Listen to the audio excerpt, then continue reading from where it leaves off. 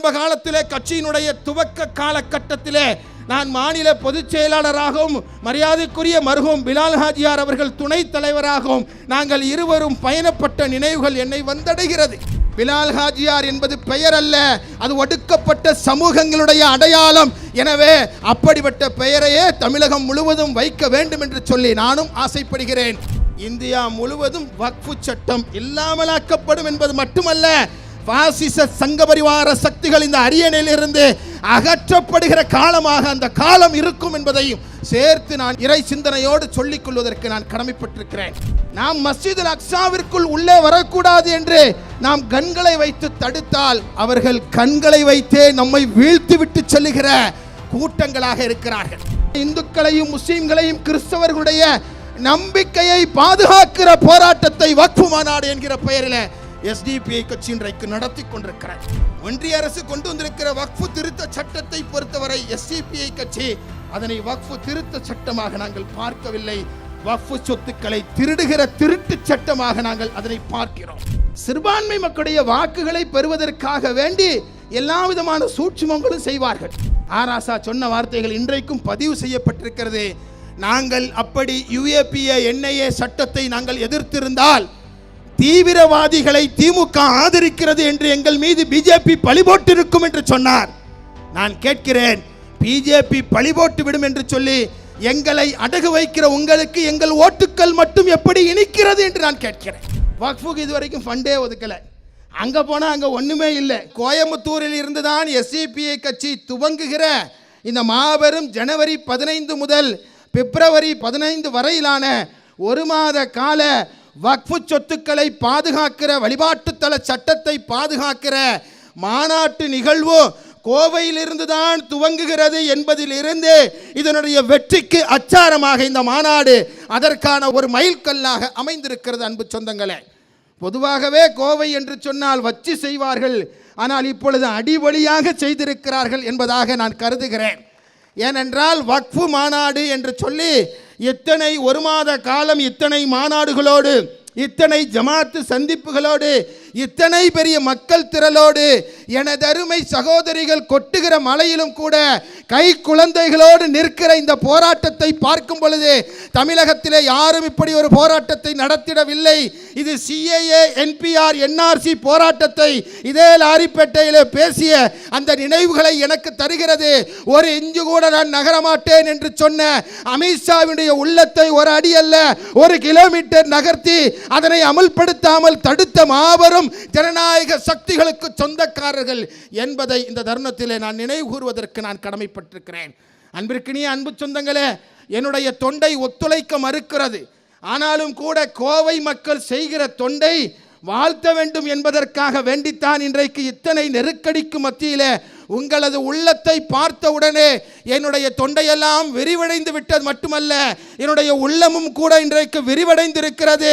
இந்த சந்தோஷம் போதும் எத்தனை பெரிய போராட்டங்களையும் நடத்துவதற்கு இது மட்டுமே காரணமாக அமையும் என்கின்ற சந்தோஷம் எனக்கு இருக்கிறது. அன்பிற்கினிய அன்பு சொந்தங்களே, இன்றைக்கு எனக்கு முன்பாக பேசுகிற எல்லோரும் பிலால் ஹாஜியாரினுடைய பெயரை பேசி சென்றிருக்கிறார்கள். ஆரம்ப காலத்திலே கட்சியினுடைய துவக்க காலகட்டத்திலே நான் மாநில பொதுச் செயலாளராகவும் மரியாதைக்குரிய மர்ஹூம் பிலால் ஹாஜியார் அவர்கள் துணைத் தலைவராகவும் நாங்கள் இருவரும் பயணப்பட்ட நினைவுகள் என்னை வந்தடைகிறது. அவர் சொல்லி காட்டுவார், முபாரக் பாய் எதுக்கும் நம்ம பயப்பட வேண்டாம், அல்லாஹ் எழுதிட்டான், அது என்ன நடக்குமோ அதை தவிர வேற ஒன்றும் நடக்காது, என்ன நடந்தாலும் அதை பற்றி கவலைப்பட மாட்டேன் என்று சொன்ன 80 வயதிற்கும் அதிகமாக தன்னுடைய உள்ளத்தை இந்த பாதையிலே நடத்தி கொண்டு சென்றவருடைய பெயரைத்தான் வைத்திருக்கிறோம். காவல்துறை இடத்துல போய் அவர்கள் எல்லாம் சொன்னார்களாம், அவர்களுக்கு சங்கிகள் அவர்களுக்கு அறிவில்லை என்பது உலகத்திற்கே தெரிந்த விஷயம். கொஞ்ச நஞ்ச அறிவு பக்கத்தில் இருக்க மாநிலத்துக்காரனுக்கு இருக்கும், தமிழ்நாட்டில் இருக்கிற யாருக்கும் இல்லை. அவர்கள் அந்த அண்டாவை கூட திருடி தின்பவர்கள். அதில் நமக்கு எந்த மாற்று கருத்து இல்லை. எங்கே அறிவு இருக்க போகிறது? அவர்கள் போய் சொன்னார்களாம், இது அரசாங்கத்துடைய நிலம், இது அரசாங்கத்துடைய நிலம், இதற்கு பிலால் ஹாஜியார்னு பெயர் வச்சா இனி பிலால் ஹாஜியார்னே இந்த திடல் அழைக்கப்பட்டு விடும் என்று சொன்னார்களாம். கொஞ்சம் கூட போலீஸ் ஸ்டேஷன் வாசலில் போய் போலீஸ் ஸ்டேஷனுடைய இன்ஸ்பெக்டர் பேரை சொல்லி அழைத்து விட்டால் இனி இருந்த அந்த போலீஸ் ஸ்டேஷன் அவருடைய பெயரிலேயே அழைக்கப்படும் என்பதாக அர்த்தம் என்பதை போல அவர்கள் சொல்லியிருக்கிறார்கள். நான் நினச்சி பார்த்தேன், கோயம்புத்தூருடைய காவல்துறை நல்ல அறிவார்ந்த காவல்துறை தானே, அந்த சங்கிகளுக்கு 2 போட்டு போங்கய்யா வேலையை பார்த்துட்டு, எங்களுக்கு நிறைய வேலை இருக்கு என்று சொல்ல வேண்டியவர்கள் அதை கூட எங்களிடத்தில் சொல்லுகிறார்கள். நினைத்து ஸ்காட்லாந்து யார்டுக்கு இணையானவர்கள் எங்களது காவல்துறை என்று எல்லா கூட்டத்திலையும் பெருமையோடு நான் சொல்லுகிறேன். தயவு செய்து இதை முதலும் கடைசியுமாக நம்முடைய காவல்துறை வைத்து கொள்ளட்டும் என்பதை மட்டும் நான் சுட்டிக்காட்டிவிட்டு, தமிழ்நாடு முழுவதும் பிலால் ஹாஜியாருடைய பெயரை வைக்கப் போகிறோம் என்பதாக சொன்னி நபவி அவர்கள் சொல்லி காட்டினார்கள். அது ஒன்றும் குறைவான பெயர் அல்ல. நம்முடைய அடையாளம் பிலால் ஹாஜியார் என்பது பெயர் அல்ல, அது ஒடுக்கப்பட்ட சமூகங்களுடைய அடையாளம். எனவே அப்படிப்பட்ட பெயரையே தமிழகம் முழுவதும் வைக்க வேண்டும் என்று சொல்லி நானும் ஆசைப்படுகிறேன்.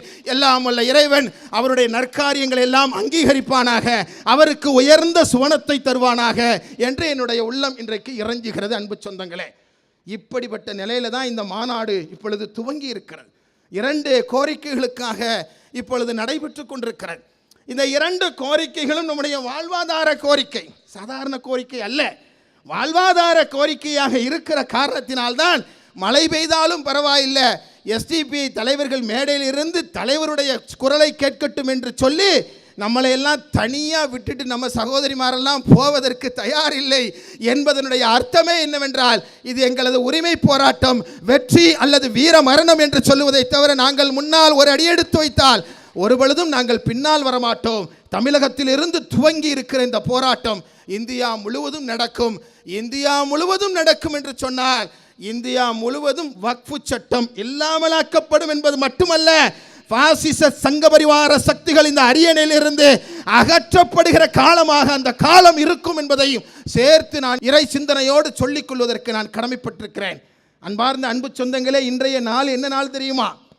ஏறத்தாழ 1.25 வருஷமாக 35,000த்திற்கும் அதிகமான தன்னுடைய உயிர்களை இழந்து பலஸ்தீனிலே பேராலயம் அக்ஸாவை காப்பதற்காக வேண்டி குடும்பமாக கூட்டமாக ஏறத்தாழ 1.25 வருடம், 1.25 வருடம் அல்ல 75 ஆண்டுகள், ஆனால் கடந்த 1.25 வருடமாக மிக மோசமாக கொத்தாக கொல்லப்பட்டு கிளஸ்டர் பாம்ஸால் கொல்லப்பட்ட பலஸ்தீனுடைய தியாகிகளுடைய இன்றைக்கு வெற்றியினுடைய நாளாக உலகத்தினுடைய வரலாறு இன்றைக்கு பதிவு செய்து கொண்டிருக்கிறது.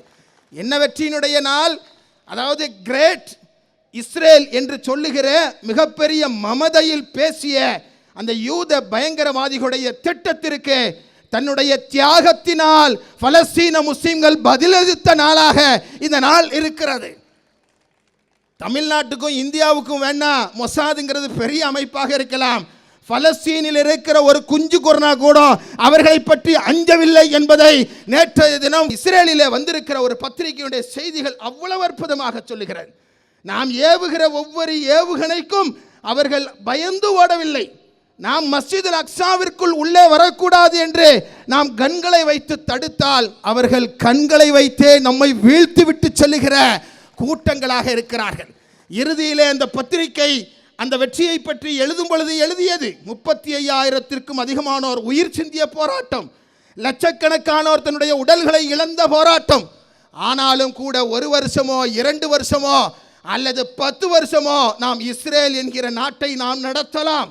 ஆனால் 10 வருஷம் ஆனாலும் கூட பலஸ்தீனிலே இருக்கிற அடுத்த தலைமுறைக்கு நாம் பதில் சொல்ல வேண்டிய, கணக்கு காட்ட வேண்டியவர்களாக நாம் மாறுகிற ஆபத்து இருக்கிறது என்பதை பற்றி அந்த பத்திரிகை எழுதுகிறது.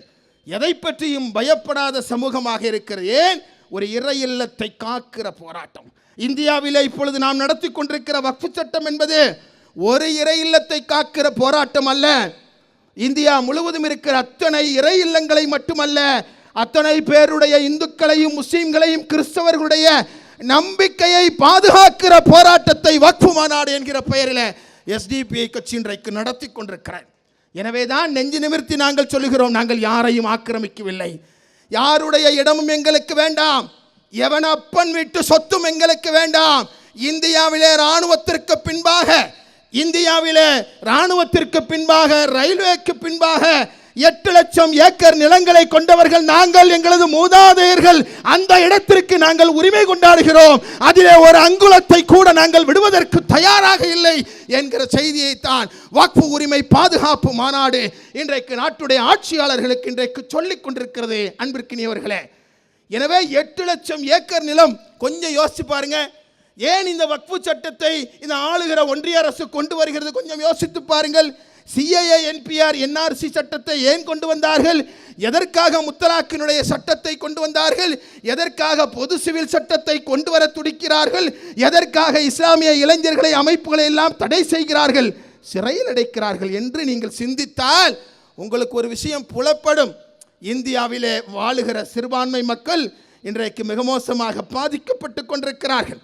எனக்கு முன்பாக சொல்லி காட்டிய அடிகளார் அவர்களுடைய வார்த்தையை போல எங்களுக்கு ஒரு பெயர் இருக்கிறது என்று சொல்லுவதை போல இந்த சமூகத்திற்கு ஒரு செய்தியை அவர்கள் சொல்லிக் கொண்டிருக்கிறார்கள். எனது அன்பிற்கினிய அன்பு சகோதரர் ரவிச்சந்திரன் சொல்லி காட்டினார், முஸ்லிம்ஸ் லைவ்ஸ் மேட்டர் என்று சொல்லி காட்டினார். என்றால் என்ன அர்த்தம்? முஸ்லீம்களாக இருக்கிற எங்களையும் கணக்கில் எடுத்துக் கொள்ளுங்கள் என்று கேட்கிறார். அமெரிக்காவிலே ஃப்ளாய்டு சொன்ன வார்த்தை, ஒரு கருப்பின இளைஞனுடைய கழுத்திலே அங்கே இருக்கிற வெள்ளையின அதிகாரிகள் காலை வைத்து அவனுடைய கழுத்தை அடக்கி மூச்சு விட முடியாமல் இருக்கும் பொழுது அவன் சொல்லி காட்டிய வார்த்தை பிளாக்ஸ் லைவ்ஸ் மேட்டர் என்று சொல்லி காட்டினானே, அதுபோல முஸ்லீம்ஸ் லைவ்ஸ் மேட்டர் என்று சொல்லி இந்தியாவிலே வாழுகிற மக்கள் சொல்லுகிற நிலைக்கு நம்மளை இவர்கள் தள்ளுவதற்கான காரணம் என்ன? அன்பிற்கினிய அன்பு சொந்தங்களே, அதனை நாம் புரிந்து கொள்ள வேண்டும். அதில் மிக முக்கியமானது தான் இந்தியாவிலிருந்து இவர்களை வெளியேற்றுவதற்கு சிஏஏ, என்பிஆர், என்ஆர்சி சட்டம், இவர்களுக்கு எந்த உரிமையும் தரக்கூடாது என்று சொல்லி பொது சிவில் சட்டம், இவர்களுடைய ஆண்களை எல்லாம் சிறையில் அடைப்பதற்கு முத்தலாக்கு சட்டம், என்ஐஏ, யுஏபிஏ போன்ற சட்டங்களால் எல்லாரையும் சிறையில் அடைத்து விட்டாலுமே கூட அன்பிற்கினிய அன்பு சொந்தங்களே, 8 லட்சம் ஏக்கர் நிலத்திற்காக வேண்டி நீதிமன்றத்திற்கு சென்றால் 8 லட்சம் ஏக்கரும் இந்தியாவில் இருக்கிற 130 கோடி மக்களுக்கு மட்டுமல்ல, இங்கு இருக்கிற சிறுபான்மை மக்களுக்கும் சொந்தம் என்கிற ஒரு தீர்ப்பு வந்தால் அல்ல வரும். ஏனென்று கேட்டால் இது அரசியலமைப்பு நமக்கு தருகிற உரிமை. ஏன் சொத்தை யாரும் அபகரிக்க முடியாது அல்லவா? அப்படி இவர்கள் 8 லட்சம் ஏக்கர் சொத்துக்களை இவர் பறித்துவிட்டு இவர்கள் இந்தியாவில் வாழ்ந்து விட்டால் என்ன செய்வது என்கிற அச்சத்தின் வெளிப்பாடுதான் தேன்கூட்டில் இப்போது அவர்கள் கை வைத்திருக்கிறார்கள். கலைஞர் அடிக்கடி சொல்வார் அல்லவா, நீங்க வச்சிருக்கிறது தேன்கூட்டில் கடி வாங்குவது மட்டுமல்ல, அதையும் தாண்டி ஆபத்துகளை நீங்கள் சந்திக்க வரும் என்று சொல்வார்களே, அப்படிப்பட்ட வக்ஃபு சட்டத்திலே இன்றைக்கு அவர்கள் கை வைத்திருக்கிறார். ஒன்றிய அரசு கொண்டு வந்திருக்கிற அந்த திருத்தங்களை எல்லாம் படித்தால் 6 விஷயம் எனக்கு புலப்படுகிறது. 40 திருத்தங்களை அந்த சட்டம் கொண்டு வந்திருக்கிறது.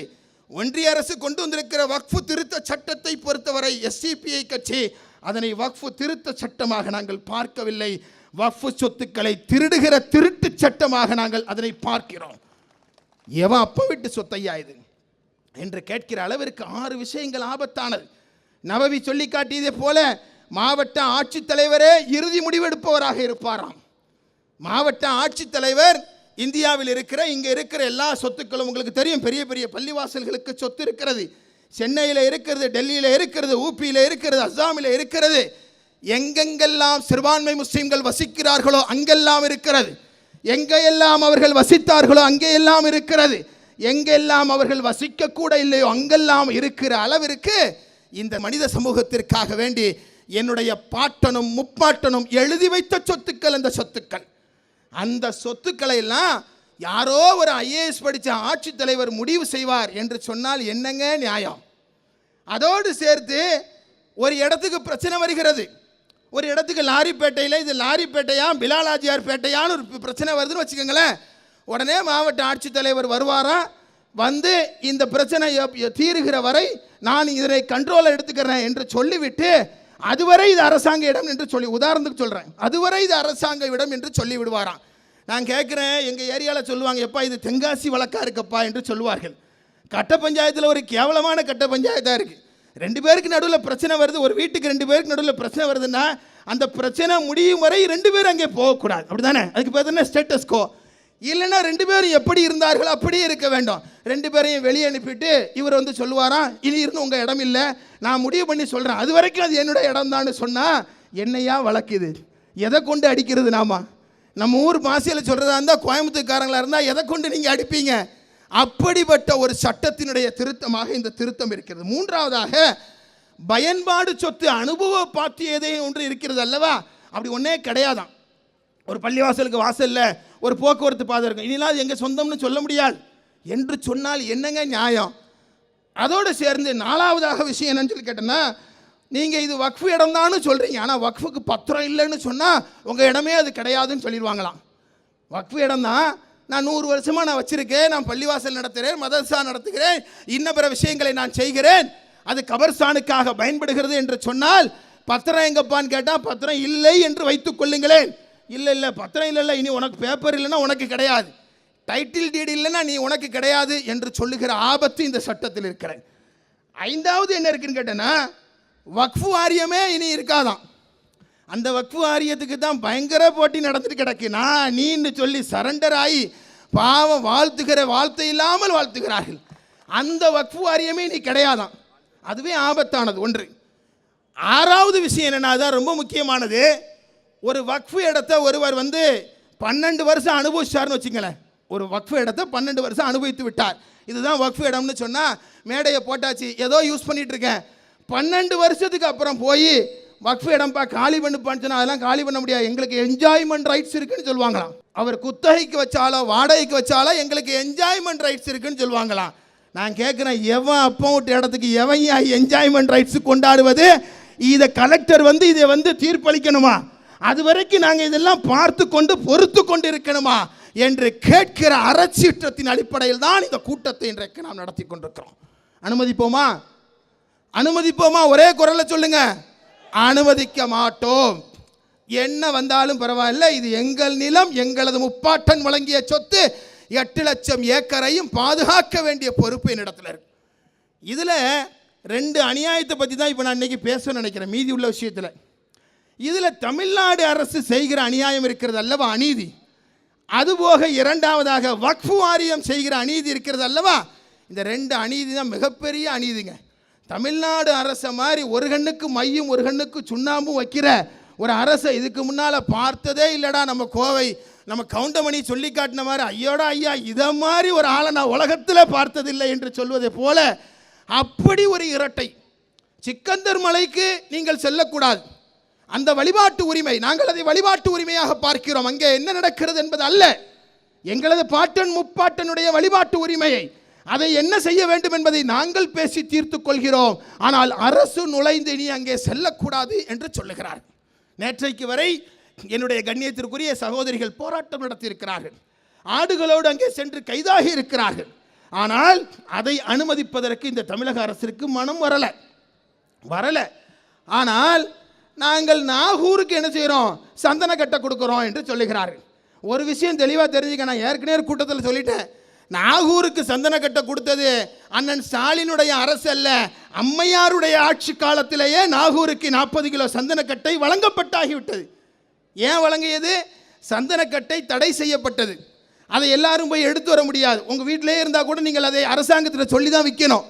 ஆனால் நாகூரிலே அங்கே ஜியாரத்திற்கு அங்கே அது தேவைப்படுகிறது. அதை எடுத்து வந்தால் பிடிச்சி உள்ளே வச்சிருவான். உடனே என்ன செய்கிறாங்க, அங்கே இருக்கிற நிர்வாகிகள் போய் அன்றைய முதலமைச்சர் அம்மா அவர்களிடத்தில் போய் எங்களுக்கு நீங்களே தந்தால் பிரச்சனை இருக்காது, அரசாங்கம் தந்தால் பிரச்சனை இருக்காதுங்கிறாங்க. அன்னைக்கு போடுகிற உத்தரவு தான் 40 கிலோ சந்தனக்கட்டை. ஆனால் நம்ம ஆட்கள்லாம் என்ன சொல்கிறான், 40 கிலோ சந்தனக்கட்டையை நாகூருக்கு வழங்கிவிட்டார். நல்ல விஷயம், கொடுக்கணும், அரசாங்கம் எல்லாருக்கும் கொடுக்கணும், நான் அதை வரவேற்கிறேன். ஆனால் நாகூரில் இருக்கிற மக்களுக்கு சந்தனக்கட்டையும் சிக்கந்தர் மலைக்கு கொல்லிக்கட்டைமையா, அவங்களுக்கு மட்டும் என்னையா? ஆமாம், அதாவது நாகூர் அனிபாவுக்கு நாகூரில் ஒரு தெரு பேரான், சென்னையில் ஒரு பேர் கிடையாதான். உடன் பிறப்பே கலக உடன் பிறப்பே அப்படி நெட்டிலாம் முறிக்கிறாங்க நம்ம ஆட்க. சொல்ல வேண்டாமா? அப்படி நான்லாம் அதாவது பொழப்புக்காக திமுக இல்லையா, ஒருத்தன் எழுதியிருக்கான், நான் பொழப்புக்காக திமுக இல்லை, நான் பிறந்ததே திமுக தான் சொல்கிறான். சரியா? அது யாரும் எங்கும் இருங்கள், அதை பற்றி பிரச்சனை. இதை கேட்கணுமா வேண்டாமா? இதை கேட்கணும் இல்லை.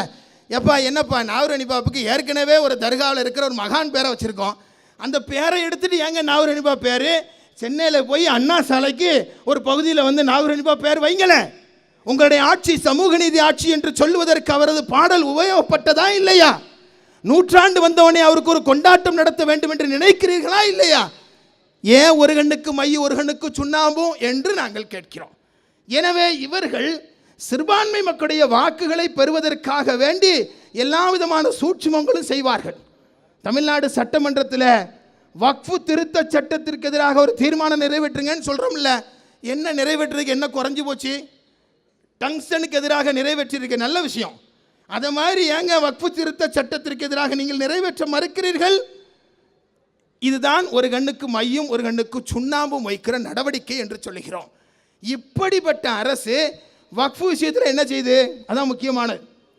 வக்ஃபு சட்டம் நாடாளுமன்றத்தில் ஒன்றிய அரசால் வைக்கப்பட்ட உடனே காங்கிரஸ் எல்லாரும் அமளி துமளி ஆக்கின உடனே இதை கொண்டு போய் ஜாயின்ட் பார்லிமெண்டரி கமிட்டிக்கு வைக்கிறோம், நாடாளுமன்ற கூட்டுக்குழுவின் முன்பாக இதை வைக்கிறோம் என்று சொன்னார்கள். ஒரு 40 பேர் கொண்ட பாராளுமன்ற உறுப்பினர்கள் இந்தியா முழுவதும் சுற்றி திரிந்து கருத்துக்களை கேட்க வேண்டும் என்று சொன்னார்கள். அதில் கொள்கை பரப்பு செயலாளராக இருக்கிற துணை பொதுச் செயலாளராக இருக்கிற ஆர் ஆசா அதில் உறுப்பினராக இருந்தார். அவர் தமிழ்நாட்டில் வந்து கேட்டார். அவங்களுக்கு விரும்பின ஆட்கள்கிட்ட மட்டும் கருத்து கேட்டாங்க. அதே முக்கியமானது. எஸ்இபிஐக்கு அழைப்பே வரல. பார்த்துட்டு சும்மா இருக்க முடியுமா? நாங்களும் ஒரு எல்லா விதமான கருத்துக்களையும் தயார் செய்து வச்சுருக்கோம். நேராக அந்த பார்லிமெண்ட்ரி கமிட்டியினுடைய தலைவருக்கே நேரில் ஃபோனில் கூப்பிட்டு, ஐயா முதல்ல நீங்கள் வாங்க ஐயா, உங்கள் கருத்து தாயா முதல்ல தேவை என்று சொல்லி நம்முடைய கருத்துக்களை அழைத்து கேட்டார்கள். அதுக்கு கூட மனசு வரவில்லை அவர்களுக்கு.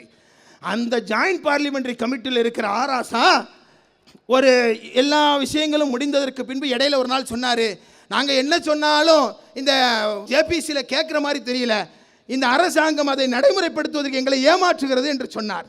நான் நினச்சேன், இது அரசாங்கம் ஏமாத்துங்கிறது ஊருக்கே தெரியும், நீங்கள் எங்களை ஏமாத்துறதுக்கு முன்னாலேயே நாங்கள் இல்லை ராசா நாங்கள் இல்லை ராசா என்று சொல்லுகிறீர்கள். அப்படிதானே உண்மை. இப்படித்தான் ஏற்கனவே சொன்னார்கள். என்ஐஏ உடைய யுஏபிஏ சட்டம் இந்திய பாராளுமன்றத்திலே வந்த பொழுது ஆராசா, அதாவது திமுக அதனை ஆதரிக்காமல் அங்கிருந்து வெளிவந்தார்கள். அதில் ஆதரிக்காமல் வெளிவந்தாங்க, எதிர்க்கவும் இல்லை, வெளிவந்துட்டாங்க. வெளிவந்ததுக்கப்புறம் நியூஸ் மினிட்டில் போய் ஒரு பேட்டி ராசாட்ட கேட்குறாங்க, நீங்கள் என்ஐஏ சட்டம் வந்துச்சே அதை எதிர்த்து வாக்களித்திருக்கலாம் தானே என்று கேட்கிறார்கள். ஆராசா சொன்ன வார்த்தைகள் இன்றைக்கும் பதிவு செய்யப்பட்டிருக்கிறது. நாங்கள் அப்படி யுஏபிஏ என்ஐஏ சட்டத்தை நாங்கள் எதிர்த்திருந்தால் தீவிரவாதிகளை திமுக ஆதரிக்கிறது என்று எங்கள் மீது பிஜேபி பழி போட்டிருக்கும் என்று சொன்னார். நான் கேட்கிறேன், பிஜேபி பழி போட்டு விடும் என்று சொல்லி எங்களை அடகு வைக்கிற உங்களுக்கு எங்கள் ஓட்டுக்கள் மட்டும் எப்படி இனிக்கிறது என்று நான் கேட்கிறேன். எத்தனை இளைஞர்களுங்க. நேற்றைய தினம் கூட முன்னாள் பிஎஃப்ஐனுடைய தலைவருக்கு உச்சநீதிமன்றத்தில் பார்க்கின்சன் நோய், கேன்சர், நினைவு தப்பி போயிருக்கிற 70 வயதிற்கும் அதிகமான ஒரு தலைவருக்கு இங்க நீதிமன்றம் அவருக்கு பிணை மறுத்திருக்கிறது. இன்னொரு ஸ்டேன் சுவாமியை உருவாக்க பார்க்கிறார்கள். ஒரு ஸ்டேன் சுவாமியை பற்றி நாம் கேள்விப்பட்டிருக்கிறோம் அல்லவா? ஒரு சிப்பர் கிளாஸ் இல்லாமல் தன்னுடைய உயிரை விட்ட ஸ்டேட் டெரரிசம் என்கிற அரசியல், அதாவது அந்த நாட்டினுடைய அரசமைப்பு பயங்கரவாதத்திற்கு தன்னுடைய முதல் உயிரை ஈந்த ஸ்டேன் சுவாமியை போல அபூபக்கர் சாஹிப் அவர்களை உருவாக்குவதற்கு நினைக்கிறார்கள். அதனால்தான் இல்லை அவர் ஜெயிலே இருக்க வேண்டும் என்று நினைக்கிறார்கள். கேன்சர் நோயால் பாதிக்கப்பட்டிருக்கிறார், பார்க்கின்சனால் பாதிக்கப்பட்டிருக்கிறார், தன்னை பற்றி கூட சிந்திக்க முடியாத நிலையில் இருக்கிறார் என்கிற கருணை கூட இந்தியாவிலே வாழுகிற ஒரு முஸ்லீமுக்கு தரப்படவில்லை என்று சொன்னால் அதற்கு பெயர்தான் முஸ்லீம்ஸ் லைவ்ஸ் மேட்டர் என்பது அர்த்தம். முஸ்லீமாக இருக்கிற எங்களையும் கொஞ்சம் பொருட்படுத்துங்கள் என்பது அர்த்தம். அதுதானே உண்மை. அது மாதிரியான சட்டம் தான் எந்த யுஏபிஏ என்ஐஏ சட்டம் அபூபக்கர் சாஹிப் அவர்களுக்கு அந்த பிணை மறுக்கப்பட்டதோ அந்த சட்டத்தை ஆதரித்தவர்கள் தான் திமுகவினுடைய பாராளுமன்ற உறுப்பினர்கள். அவர்கள் தான் இன்றைக்கு நம்மை பார்த்து கேட்கிறார்கள், சிஏஏ என்ஆர்சி சட்டத்தை ஆதரித்தது யார் என்று கேட்கிறார்கள். நீங்கள் செய்தது எவ்வளவு பெரிய தவறு. இந்த தவறுக்கு இதுவரை நீங்கள் மன்னிப்பு கேட்டிருக்கிறீர்களா? விஸ்வரூபம் திரைப்படத்தை பார்த்துவிட்டு அன்றைய அம்மையார் அவர்கள் சிறுபான்மை சமூக பிரதிநிதிகளை அழைத்து பேச்சுவார்த்தை நடத்தினார்களே, எத்தனை போராட்டத்தை அமரன் படத்திற்கு எதிராக இந்த சமூகம் நடத்தியது. ஒருவரை அழைத்து நாங்கள் சரி செய்கிறோம் என்று சொல்வதற்கு மனம் வராத நீங்கள் எப்படி சமூக நீதி அரசினுடைய தலைவராக இருக்க முடியும்? பெரியாரை பற்றி யாராவது பேசினால், அசிங்கப்படுத்தினால், யாராக இருந்தாலும் எஸ்டிபிஐ இதனை மன்னிக்காது. பெரியார் இந்த சமூகத்தினுடைய அடையாளம். இறந்து போன யாரை பற்றியும் நாங்கள் பேசுவதில்லை, பாஜகவினரை பற்றி கூட நாங்கள் பேசுவதில்லை. ஆனால் அப்படிப்பட்ட பெரியாரை பேசும் பொழுது கூட நீங்களா இறங்கி போராட்டம் பண்ணீங்க. திமுக முதல்வர் தலைவராக இறங்கி போராட்டம் பண்ணார். சென்னையில் ஒரு புகாரை கொடுத்துட்டு அவர் ஜாலியாக இருந்துக்கிறவாரா? எங்கள் தோழர் ராமகிருஷ்ணன் அவர்கள் போராட்டம் பண்ணி கைது செய்யப்படணும். என்னையா நியாயம் இது? என்ன நடந்து கொண்டிருக்கிறது? ஒரு கண்ணுக்கு மையம் ஒரு கண்ணுக்கு சுண்ணாம்பும் என்று சொல்வது நடந்து கொண்டிருக்கிறதா இல்லையா? அப்படித்தான் வக்ஃபு சட்ட விஷயத்தில் இரட்டை வேடம் போட்டுக் கொண்டிருக்கிறது. நாளைக்கு இந்த சட்டம் வந்தால் திமுக இப்பொழுதே கைகழிவிடும். அப்பொழுதே சொல்லிவிட்டோம், நாங்கள் சொன்னோம் கேட்கல என்று சொல்லிவிட்டு தொட்டிலையும் மாட்டிவிட்டு பிள்ளையை கிள்ளுபவர்களாக அவர்கள் இருப்பார்கள். அந்த நேரத்தில் கூட அந்த வக்ஃபு சட்டத்தை முறியடிக்கிற சக்தி மக்களுக்கு இருக்கிறது, எஸ்டிபி கட்சிக்கு இருக்கிறது, அதனுடைய தோழமை சக்திகளுக்கு இருக்கிறது. அதுதான் உண்மை. அப்படிப்பட்ட சட்டம் தான் இன்றைக்கு நம் முன்பாக இன்றைக்கு நின்று கொண்டிருக்கிறது. நான் கேட்கிறேன், நீங்கள் உண்மையிலேயே வக்ஃபு சட்டத்தின் மீது அது ஆபத்து என்று நீங்கள் தீர்மானித்தால், சட்டத்துறை மாநாட்டிலே திமுகவுடைய சட்டத்துறை மாநாட்டிலே அதற்கு எதிராக நீங்கள் தீர்மானத்தை நிறைவேற்றினால், நீங்கள் செய்ய வேண்டியது தீர்மானம் நிறைவேற்றுவது அல்ல, வக்ஃபு உரிமையை, வக்ஃபு வழிபாட்டு உரிமையை சிறுபான்மை முஸ்லீம்களுக்கு பெற்றுத் தருவது தான் நீங்கள் செய்கிற சமூக நீதியாக இருக்க முடியும். என்ன செஞ்சீங்க நீங்கள்? வக்ஃபுக்கு இதுவரைக்கும் ஃபண்டே ஒதுக்கலை. அங்கே போனால் அங்கே ஒன்றுமே இல்லை. வக்ஃபு போர்டு என்பது இப்பொழுது வேஸ்ட் போர்டாக இப்பொழுது மாறிக்கொண்டிருக்கிற காட்சியை பார்க்கிறோம்.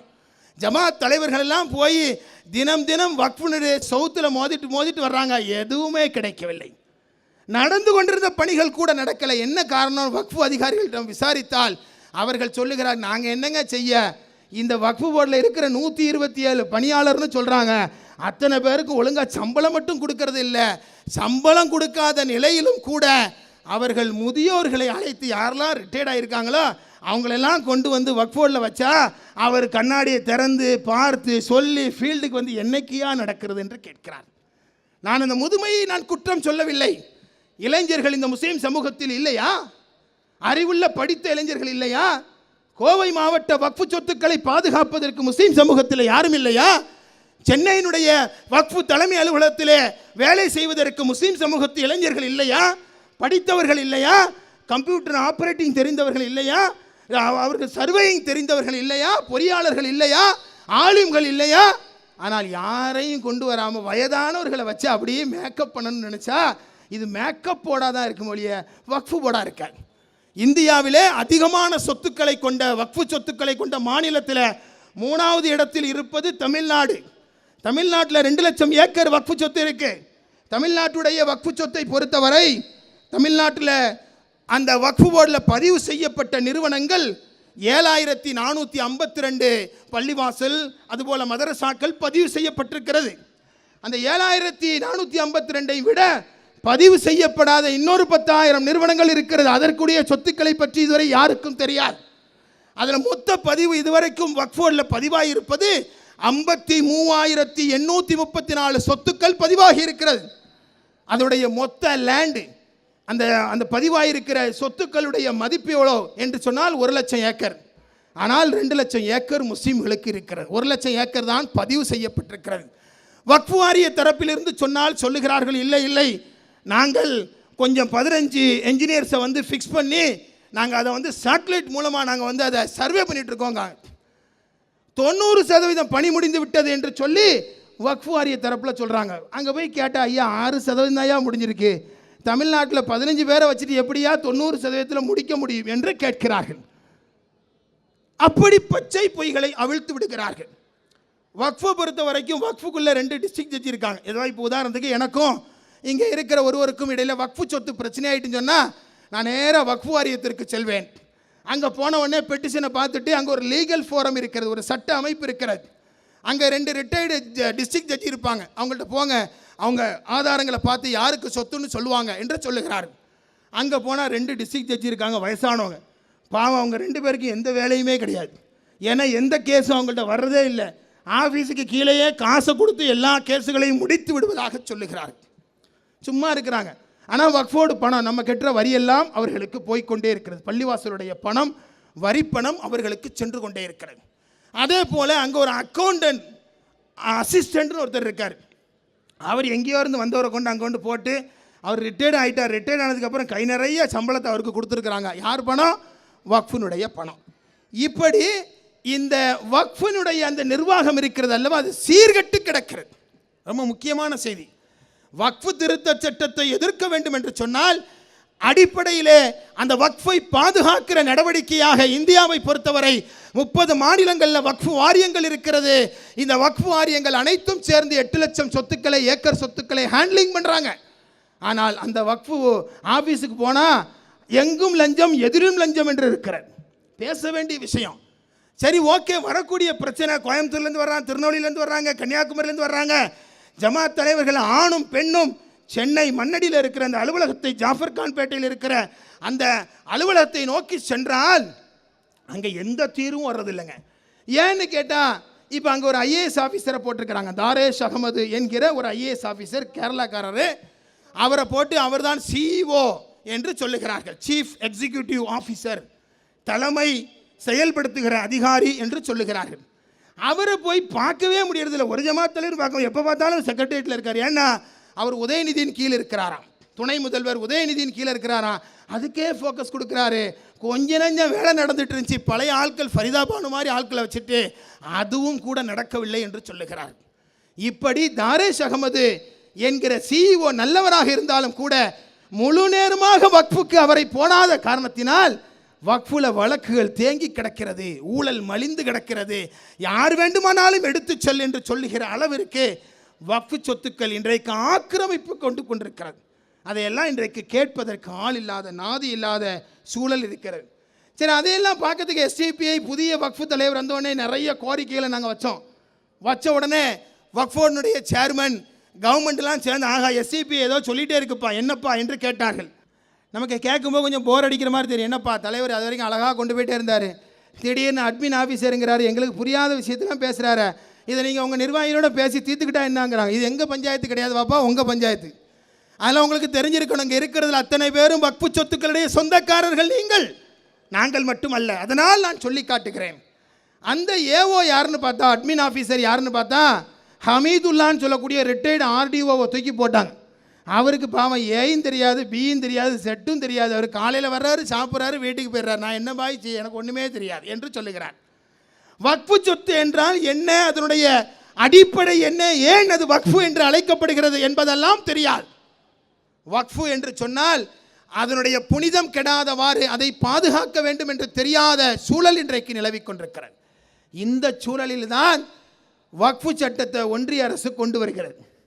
வக்ஃபு சட்டத்தை ஒன்றிய அரசு எப்போது கொண்டு வந்தது என்று சொன்னால் ஒரு 4-5 மாதங்களுக்கு முன்பாக கொண்டு வந்தது அப்படின்னு வச்சுக்கோங்க. ஆனால் கடந்த பிப்ரவரி மார்ச் மாதம், அதாவது தேர்தலுக்கு முன்னாலேயே தமிழ்நாட்டில் கலெக்டர் தாங்க எல்லா வக்ஃபு சொத்துக்களுக்கும் இறுதி அதிகாரம் படைத்தவர் என்று சொல்லி ஒரு தீர்மானத்தை கொண்டு வந்தது தமிழ்நாட்டினுடைய வக்ஃபுல தான். அதுவும் இப்பொழுது இருக்கிற சிஇஓவினுடைய இன்ட்ரெஸ்ட்ல முதல்வரும் அரசும் இதனை விரும்புகிறது. அதான் சொல்லியிருக்கிறாங்க, அரசு இதனை விரும்புகிறது, நீங்கள் கையெழுத்து போடுங்கள் என்று சொல்லி அங்கே இருக்கிற உறுப்பினர்களை எல்லாம் கையெழுத்து போட வைத்திருக்கிறார்கள். அதனை பற்றி விவரம் தெரிந்தவர்கள் அவர்கிட்ட போய் தயவுசெய்து செய்திடாதீங்க, ரொம்ப ஆபத்தாக முடிந்துவிடும் என்று சொன்னார்கள். இப்பொழுது திருச்செந்துறையினுடைய பிரச்சனை இப்பொழுது கிளம்பி இருக்கிறது. இந்த திருச்செந்துறை பிரச்சனையினுடைய அடிப்படை திமுக அரசிடமும் இருக்கிறது. ஒன்றிய அரசு மட்டும் இல்லை, திமுக அரசிடமும் இருக்கு. அதான் நுட்பமாக புரிஞ்சுக்கிறணும். முஸ்லீம்ஸ் லைவ்ஸ் மேட்டர் என்று சொன்னால் இந்த பக்கம் பிஜேபி அடிப்பாங்க, ஆர்எஸ்எஸ் அடிப்பாங்க, இந்த பக்கம் பிஜேபி ஆர்எஸ்எஸ் அடிப்பாங்க, இந்த பக்கம் பிஜேபி ஆர்எஸ்எஸ், இந்த பக்கம் பிஜேபி ஆர்எஸ்எஸ் என்று மட்டும் நினைக்காதீர்கள். நம்மோடு நின்று நம்முடைய முதுகலிலும் குத்துபவர்களாக இந்த கட்சியை சார்ந்த ஆளுங்கட்சியினரும் இருக்கிறார்கள் என்கிற வரலாறு தான் ஆபத்தான ஒன்று.